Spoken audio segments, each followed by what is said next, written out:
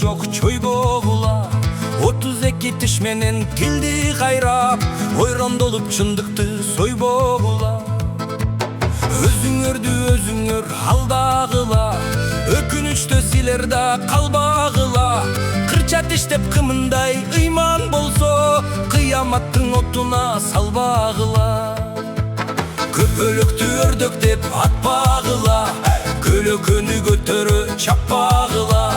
Тилиңердин тарудай агы калса, тилиңердин алдында сактагыла.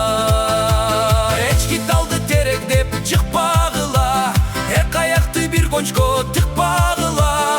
Тикенегин жатарда алып коюп, тилиңерди төшөнү буктагыла.